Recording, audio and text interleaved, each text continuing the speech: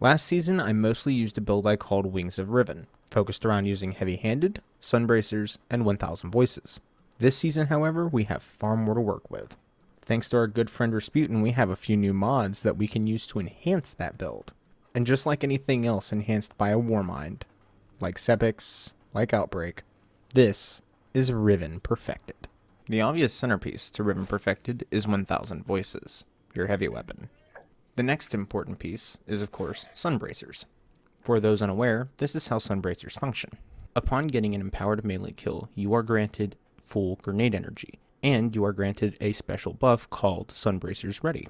If you throw a grenade while Sunbracers Ready is active, you will get unlimited grenades for the next 5 seconds. Functionally, this means you are able to then throw 3 additional grenades, and you will have a fully recharged grenade. If you have high enough discipline or grenadiers active, you can actually throw 4 additional grenades, and you can have a 5th regenerated still. This is incredibly effective to combo with Winged Sun, a top tree Dawnblade ability, which grants 25% melee energy for every kill you get while airborne. With exotics out of the way, let's talk about mods. Firstly, you will want strength mods in order to reduce the cooldown for your melee ability. While this is not entirely necessary because you are regenerating it from airborne kills, it does help to have passive regeneration boosted, since kills are not always reliable. Next, you want Fusion Rifle Finder and Scavenger. This will help make drops more consistent for 1000 voices, since it is your main weapon you'll be using. Next, however, seasonal mods, and this is where everything gets crazy. Unlike many of the builds I've seen which rely on arc, this focuses around solar, and so as a result we'll be using Wrath of Rasputin, which enables us to spawn Warmind cores just by getting solar splash damage kills. This means any kills that we get with our grenades or with 1000 voices will have a chance of spawning one of these cores. Next, we add on Rage of the Warmind, which adds additional solar damage to every one of our cores when they explode. This also means that our cores can spawn cores.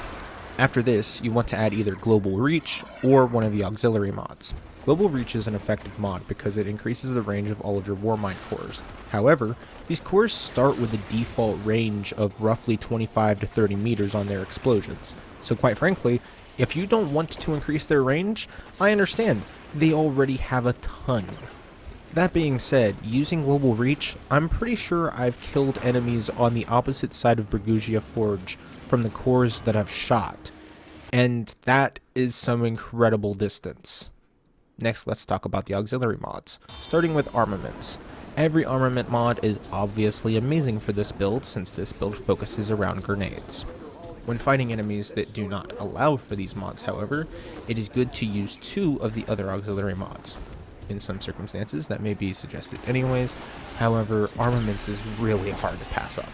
The rest of the mods are Warmind Protection, which is an incredibly effective mod for 2 reasons.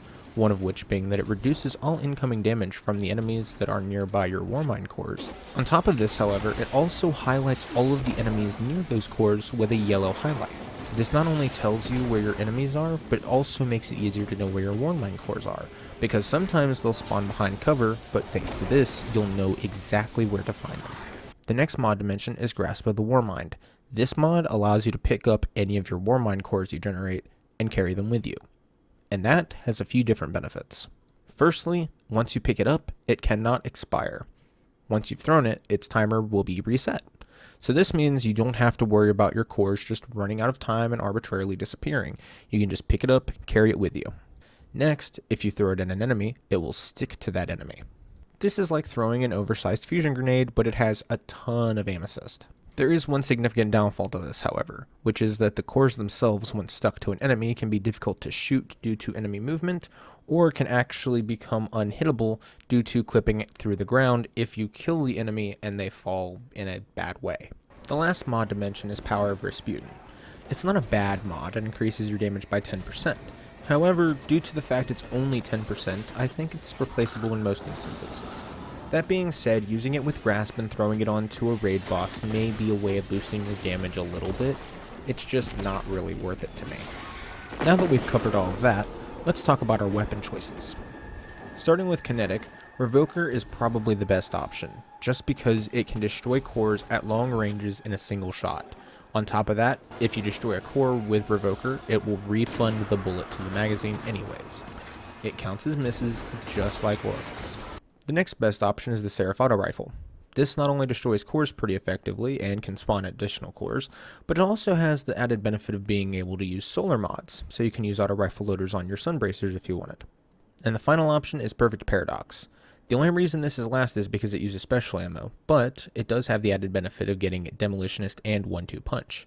Demolitionist is an amazing perk for anything in this build, and I'll talk more about that in a second. But 1-2 Punch also allows you to boost your melee damage so that you can kill majors more easily with the melee, and that can obviously lead to more grenades and create your cycle. Speaking of Demolitionist, however, let's talk about your energy weapon, Martyr's Retribution. This weapon is the absolute best weapon in your arsenal outside of 1k voices. That is caveated with the idea that you have Demolitionist, however. And the reason why it is so effective is because you can fire up to 5 grenades consecutively. Simply get a melee kill, proc your Sunbracers, fire, and spam grenades, alternating each one. The DPS on this combo is incredibly high.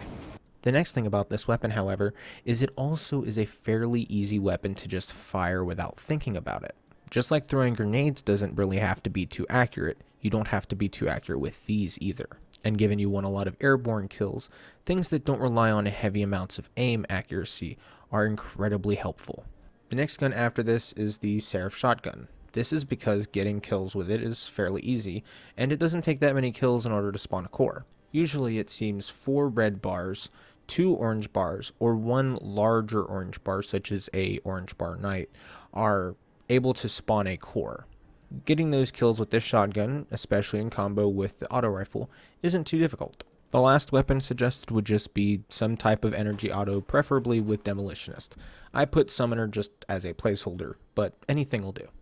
Altogether, this build focuses around you raining fire from the sky, be it fire grenades, fire melees, or fire beams. Last but not least, you can cover all ranges. Your melee covers medium to close range. Your grenades cover medium to long range. 1k voices covers medium to long range. And then any of the number of other weapons covers close to medium fairly effectively. Anything you can kill with in the air grants melee energy, and melees grant your grenades. Your grenades grant access to everything else. The massive amount of area clear that you get from both your cores and from just general killing grants you access to tons of heavy ammo bricks. All of those bricks fuel your 1k, and your 1k kills every major, ultra, boss, or long-range target that you ever have confrontation with. If you need to kill one of your Warmind cores at a distance because you spawned one killing a long-range target with your 1000 voices, well hey, Revoker gets the job done, and then the bullet comes right back, so it doesn't affect your ammo generation on your special ammo for your second weapon. All in all, this entire build fuels itself endlessly, as long as you have a lot of enemies, and as long as your partners don't destroy all of your cores or take all of your kills from your melee. Well, it can be a little annoying competing with your team in that way. It's just another part of Destiny I think we've all kind of understood just exists at this point. Thanks for watching my video, and I hope you liked the build. Have a nice one.